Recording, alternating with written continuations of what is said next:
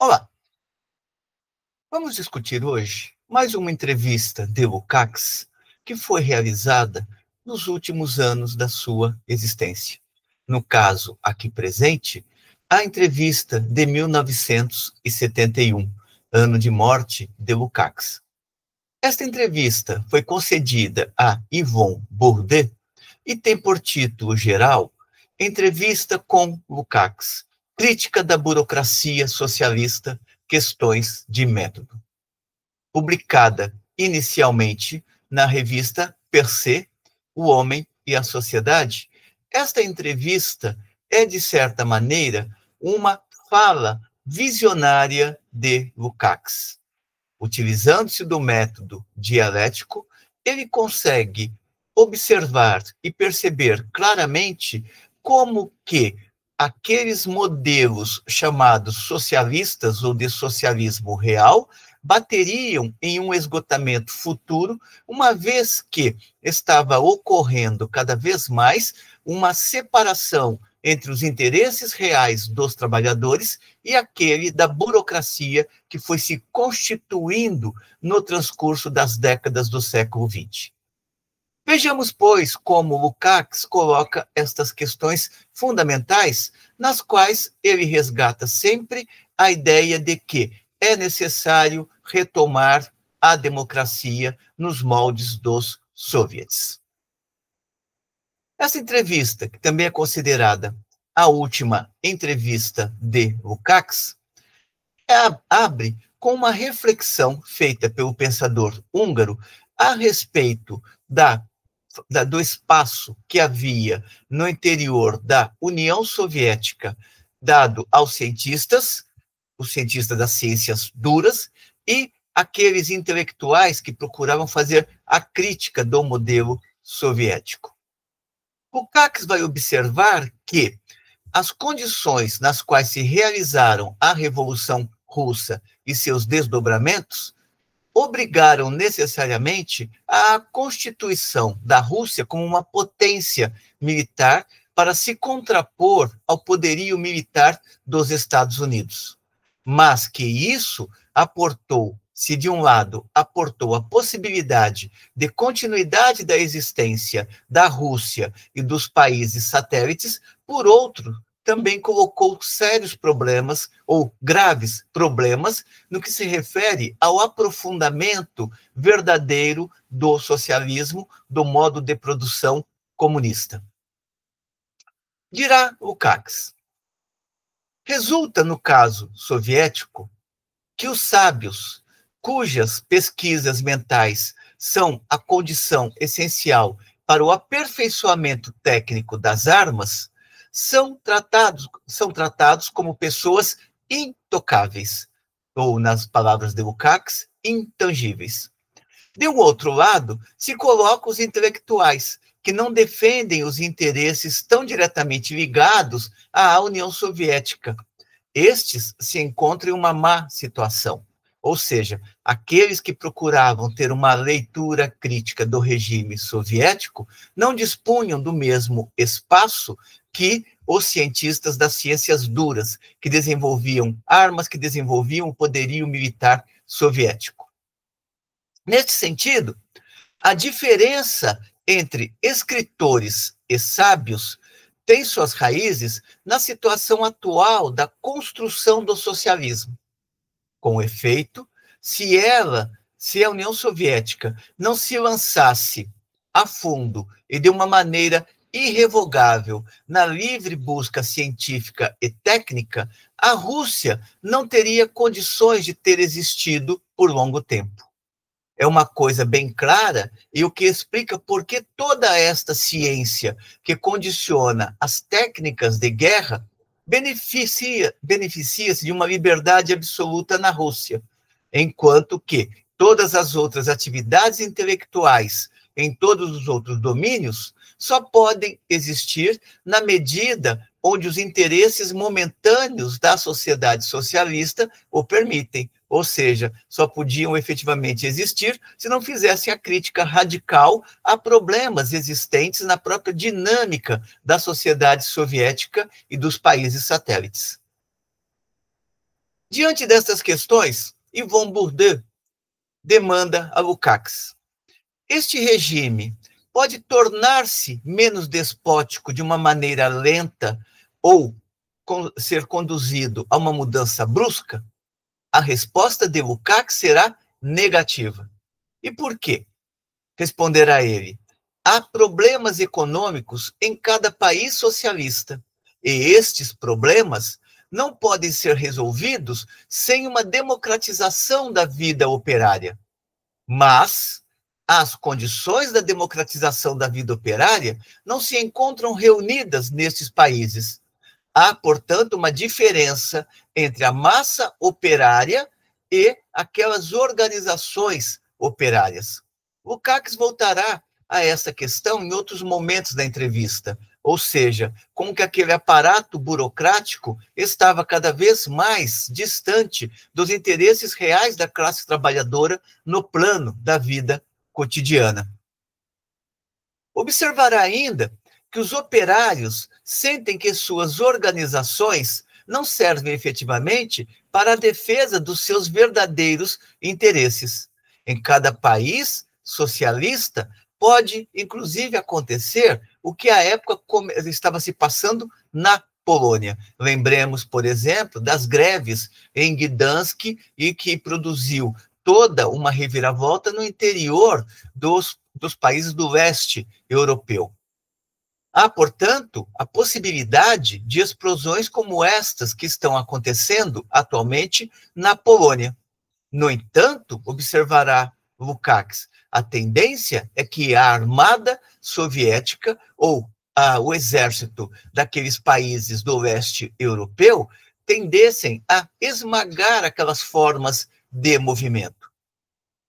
Embora o uso da força pode ser utilizado, Lukács observa que o uso das baionetas tem seus limites. E aqui ele está apontando fortemente para a ideia de que, a continuar existindo aquela situação que negava a democracia real nos países do bloco soviético e na própria União Soviética, a tendência era daquele regime, em determinado momento, ruir, como de fato aconteceu posteriormente. Desse modo, indagado por Yvon Bourdieu, a potência do exército e do Estado soviético pode esmagar o movimento na Polônia, bem como em outros países que possam emergir tais protestos.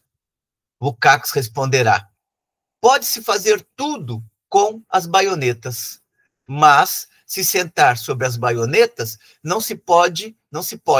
E um sistema que se baseia sobre isto, quer nós queiramos ou não, não tem grande solidez. Aqui ele está dizendo o seguinte: a continuidade da repressão tenderia a reforçar elementos para o desmoronamento daqueles tipos de regime.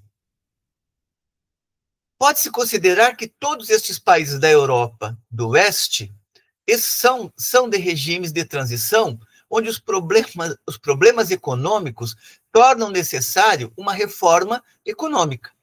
Mas, observará ele, uma verdadeira reforma econômica só pode se realizar por uma verdadeira democratização da vida cotidiana dos operários.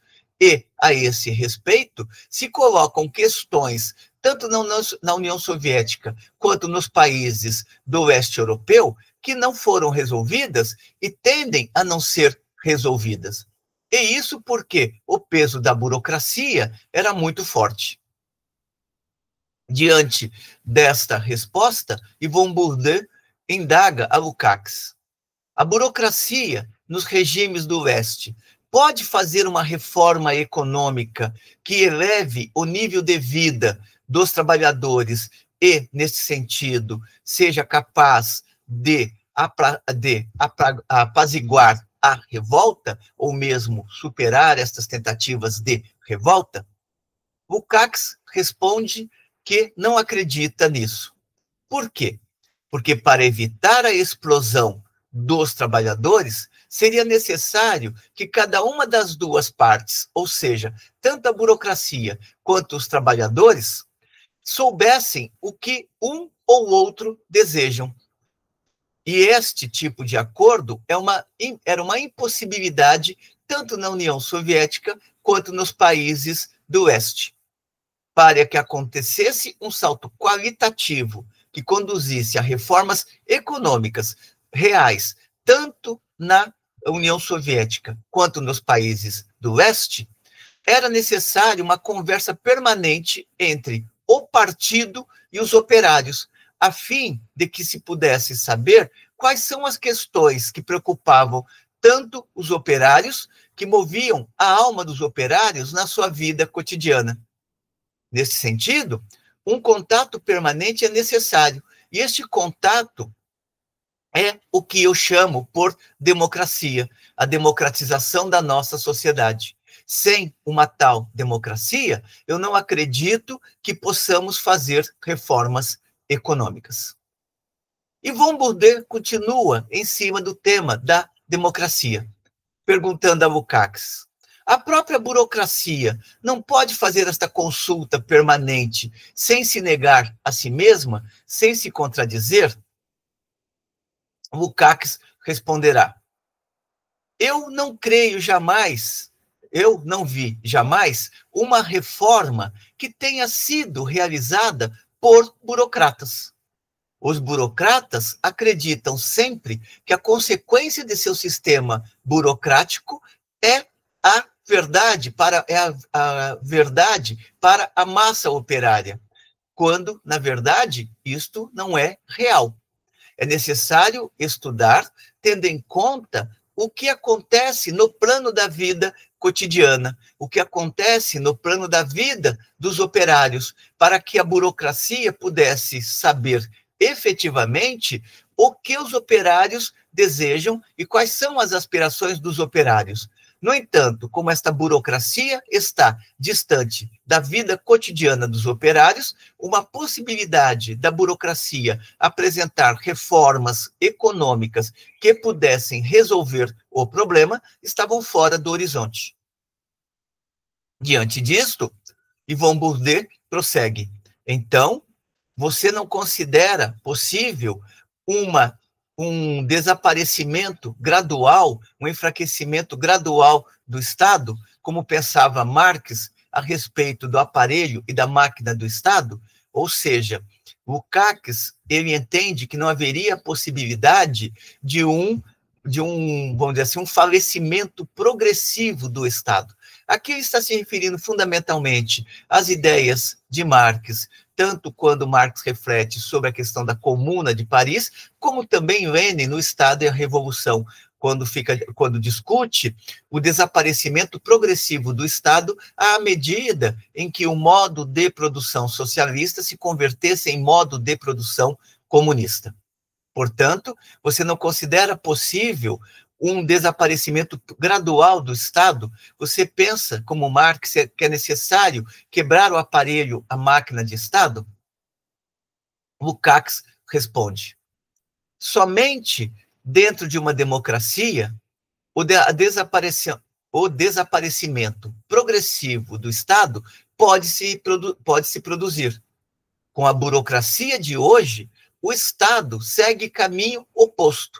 Ele tem se tornado cada vez mais forte, mais potente. Eu não acredito, portanto, que possa existir uma mudança na atual burocracia, e mesmo que haja por parte da burocracia uma verdadeira vontade neste sentido. O que a história demonstra é que um retorno ao stalinismo seria uma consequência cada vez mais negativa para o próprio movimento operário.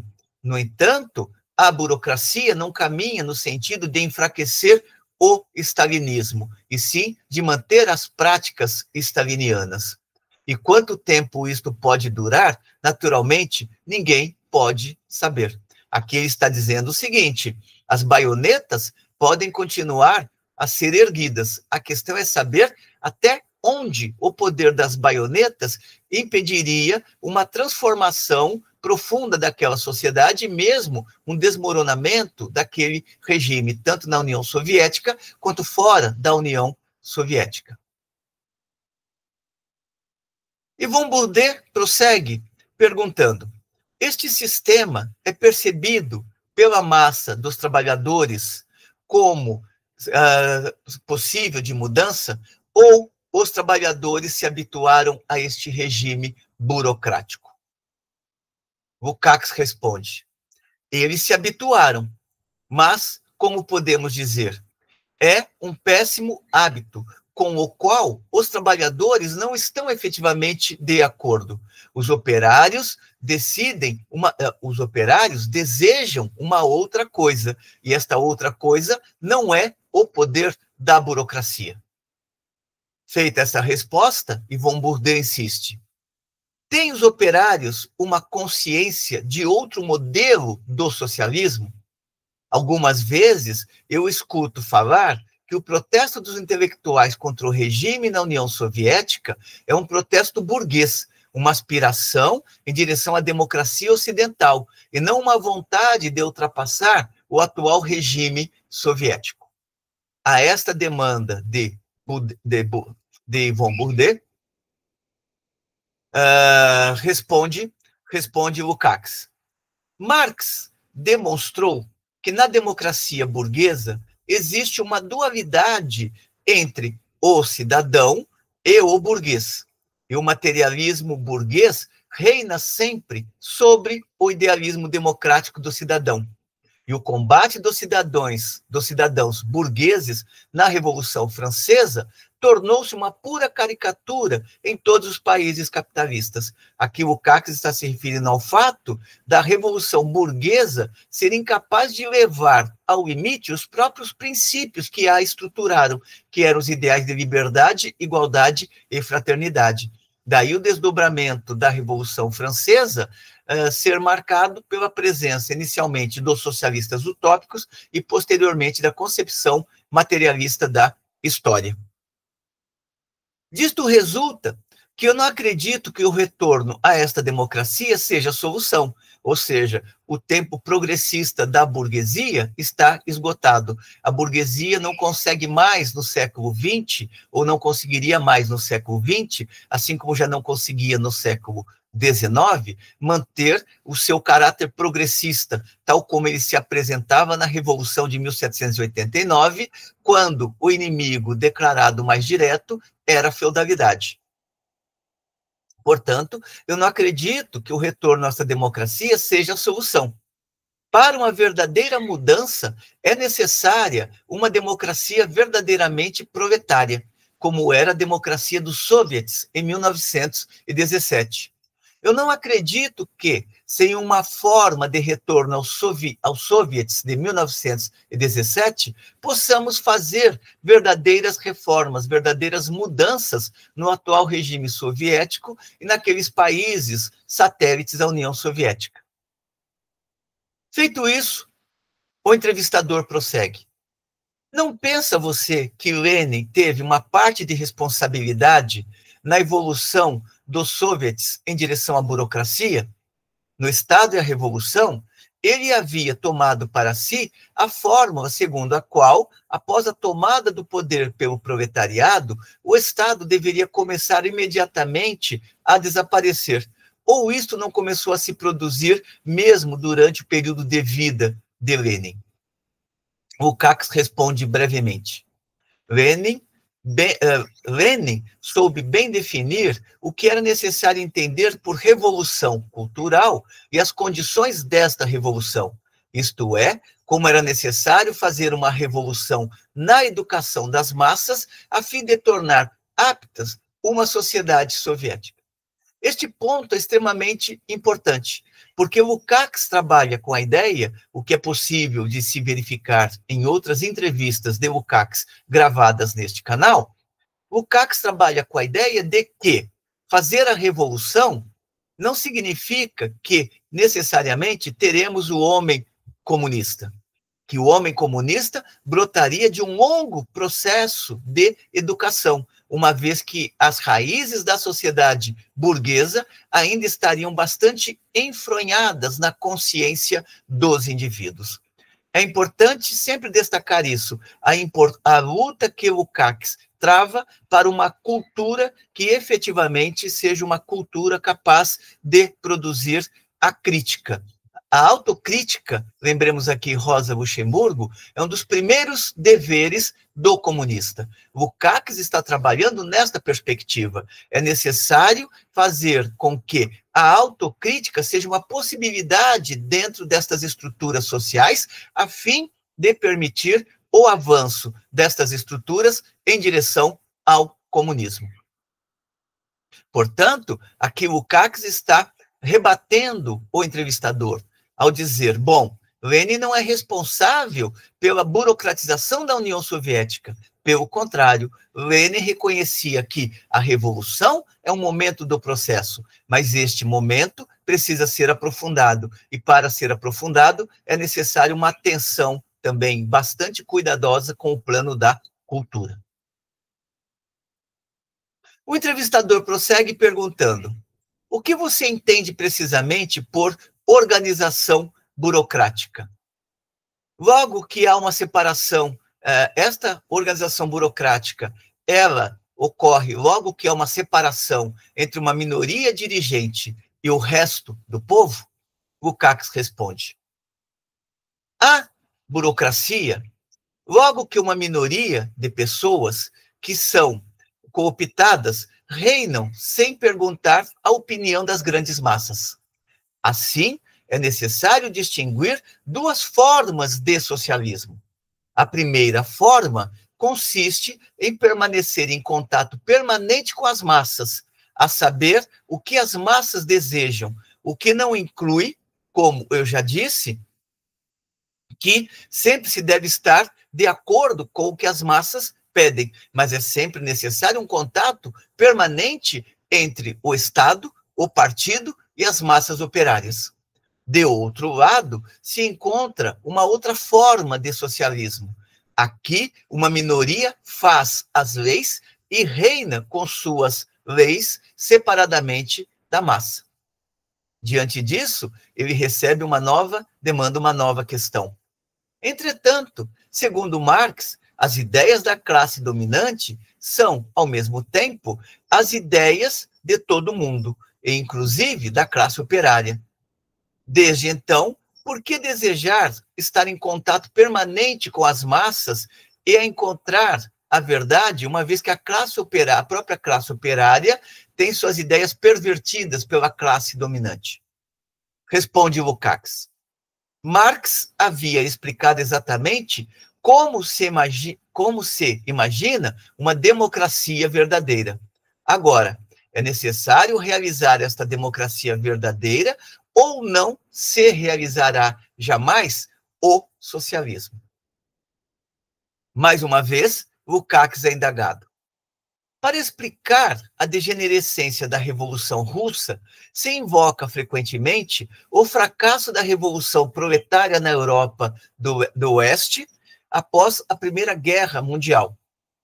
Você pensa que se a Revolução Proletária tivesse ocorrido na Alemanha, na Inglaterra, na França e em outros países, a evolução da Revolução teria sido diferente e que talvez a burocracia teria sido evitada? Para Lukács, a resposta é afirmativa. Isto teria feito uma grande diferença, porque sem esta preocupação defensiva, sem esta orientação que consistia em desejar salvar os sovietes da contra-revolução europeia, teria ocorrido uma evolução totalmente diferente. Provavelmente, uma evolução muito mais democrática. No entanto, Lukács é lúcido, ou seja, não se dá para falar de coisas que não ocorreram. Daí ele conclui, é necessário acrescentar que isto, no entanto, é apenas especulação vã. Não se pode dizer coisas passadas como se elas tivessem se passado, e mesmo como elas poderiam ter se passado. O entrevistador também envereda para uma discussão sobre as lideranças soviéticas daquele período. ele procura indagar se haveria grande diferença entre Trotsky à frente da Revolução Russa e Stalin, uma vez que Trotsky fez a crítica da burocracia soviética, da burocracia russa, em 1904. Perguntar a ele, qual diferença há, na tua opinião, entre esta crítica de Stalin, esta crítica de Trotsky e o regime staliniano? Lukács será bastante direto. Trotsky sempre foi um burocrata. Se interessava muito mais pelo lado administrativo das coisas. A esta resposta, o entrevistador indaga, mas Trotsky não escreveu A Revolução Traída, onde faz uma crítica da burocracia? Qual é o caráter desta crítica no seu entender? Lukács responderá, ainda reafirmando o caráter burocrático de Trotsky. Um burocrata faz a crítica de outro burocrata. Stalin era um burocrata, mas Trotsky também era um burocrata. Stalin e Trotsky não eram verdadeiros democratas. A esta resposta, recebe uma nova indagação. Não há nada de interessante, mesmo de um ponto de vista especulativo, na crítica de Trotsky a Stalin, a Stalin no que concerne à burocracia? Lukács responde, a única diferença é que Trotsky sempre teve grandes princípios internacionais e apreciava a burocratização da União Soviética em uma perspectiva, né, ou visualizava a burocratização da União Soviética em uma perspectiva de internacionalismo. Já Stalin era um homem muito mais prosaico e mais prático. Ele considerava a tática como essencial e se realizasse a burocracia, era por razões meramente táticas, ou se defendia a burocracia, era por razões meramente táticas. Quanto a dizer que Trotsky seria mais democrático que Stalin, eu entendo que isto não é verdadeiro, uma vez que ambos eram burocratas. Lukács vai reconhecer também nesta entrevista que o comunismo ocidental cometeu grandes erros teóricos. Quando a China entrou no movimento, Stalin, por exemplo, declarou que se tratava ali, no caso chinês, de uma forma de superação da Idade Média na China. No entanto, observará Lukács, nunca houve Idade Média na China. A Idade Média na China jamais existiu. Disto resultou que nós jamais estivemos em condições de examinar o caso chinês a partir de um sistema econômico, sobretudo porque aquele sistema econômico a partir do qual procurávamos tratar a China jamais existiu. Nós não sabemos, por exemplo, exatamente, e ainda continuamos sem saber, qual é a natureza real do regime chinês daquela época ou no presente. A falar de uma maneira verdadeira, um regime chinês não se compara à Idade Média na Europa. Marx, por exemplo, tentou compreender os países, os territórios asiáticos, através da conceituação do modo de produção asiático. No entanto, compreender estas relações nunca foram devidamente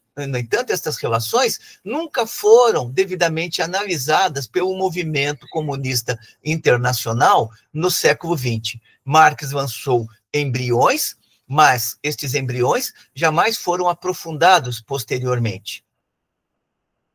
No que se refere à minha posição pessoal, diz Lukács, eu me considero totalmente incapaz de compreender verdadeiramente o princípio da Revolução Chinesa, aquele que teve à frente Mao Tse-tung.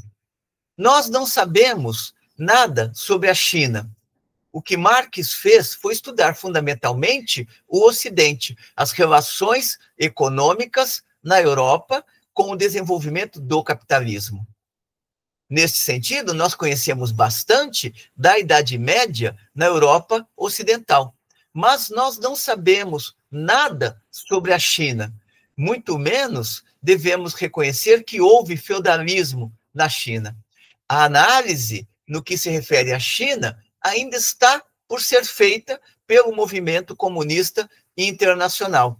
E para isso é necessário especialistas que conheçam profundamente a China, os princípios econômicos da China e que possam verdadeiramente analisar a transição que ocorreu na China em direção ao comunismo. E isso se faz necessário uma vez que se trata de um movimento distinto que comporta traços novos que desconhecemos totalmente.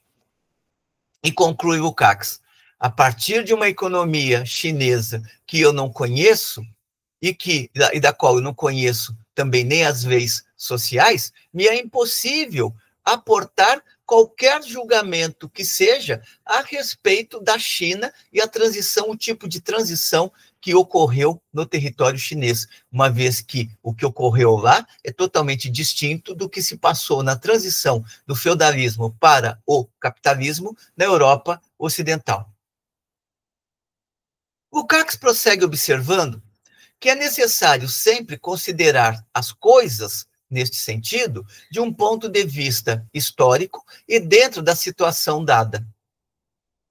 É somente quando se exprime a verdadeira situação do homem na natureza e na sociedade que os princípios da análise pode ter uma verdadeira eficácia. Ora, esta situação muda de uma função particularmente aparente nas grandes crises que dão aos indivíduos uma nova especificidade que até então não existia. Eis porque, para Marx, o homem é um ser contingente, acidental, no sentido de que está sempre dentro de transformações contínuas no interior da história. Veja, por exemplo, a mudança operada pelo capitalismo sobre a existência social do homem. Um barão ou um conde permanecia sempre um barão ou um conde. Se ele perdesse todo o seu dinheiro, se ele se tornasse pobre, ele permanecia sendo um conde. Hoje, se você considera a sociedade atual, o homem é um homem tudo simplesmente, ou simplesmente, o homem é simplesmente um homem. Se ele tem dinheiro, ele é capitalista. Se ele não tem dinheiro, ele torna-se proletário. Há uma enorme diferença entre o capitalismo e as sociedades que precederam ao capitalismo. Se não se compreende estas diferenças estruturais da sociedade, não se pode jamais compreender a história. Feitas estas considerações, o entrevistador retorna ao clássico livro de Lukács, História e Consciência de Classe. Esta é uma pergunta recorrente a Lukács nas várias entrevistas que ele concedeu no final da sua vida. Ou seja, como que você analisa hoje o seu livro História e Consciência de Classe? E mais uma vez, Lukács responderá: em História e Consciência de Classe, eu considero que a dialética não existe na sociedade, que a dialética existe apenas na sociedade e que não há uma dialética na natureza. Hoje, eu considero que isto não é uma afirmação verdadeira. A verdade é que há duas formas de natureza: a natureza inorgânica e a natureza orgânica, e que a partir das duas nasce a sociedade, ou seja, há o mundo exterior ao organismo humano, ao próprio organismo humano, e a partir do intercâmbio entre estas duas dimensões surge o ser social. E entre estes dois, ou antes, entre estas três formas de estrutura, ou seja, o ser inorgânico, o ser orgânico e o ser social, há relações muito complicadas e muito concretas que a história e consciência de classe não estudou adequadamente. Nós não temos ainda, observa Lukács na continuidade, nós não fizemos ainda verdadeiras pesquisas para estudar as relações entre a dialética da sociedade e as dialéticas das formas dos seres que vêm antes da sociedade, ou seja, que existem antes da formação da sociedade. Aqui nos seria necessário muitas análises concretas e análises muito mais concretas que aquelas que até hoje foram feitas. Lembremos que é a partir daí que o Lukács chamará também a atenção para o seu estudo de maturidade, que será os últimos estudos da sua vida, que é compreender a ontologia do ser social. E conclui ele: para falar de uma dialética da natureza ou do contrário, é necessário compreender o que é a dialética. A verdadeira ciência, no fundo, é a ciência da história. E nos falta agora, não realizamos até o momento, esta verdadeira ciência. É necessário fazer uma análise entre as três diferentes formas de ser e da história. As três diferentes formas de ser a que o Lukács refere é o ser orgânico, o ser inorgânico e o ser social. Aqui há grandes coisas que nós devemos ainda cumprir no plano da investigação. Com esses elementos, Lukács encerra esta que foi a sua última entrevista em vida. Nós discutimos hoje a entrevista que Lukács realiza em 1971, que foi dada a Yvonne Bourdet. Espero que tenham gostado da discussão. Como sempre, encaminhem suas considerações positivas ou negativas, a fim de que possamos cada vez mais melhorar o nosso trabalho, contribuindo, assim, com as jovens gerações de estudantes, de pesquisadores e de trabalhadores, bem como de todos aqueles que têm paixão pela ciência. Até uma próxima.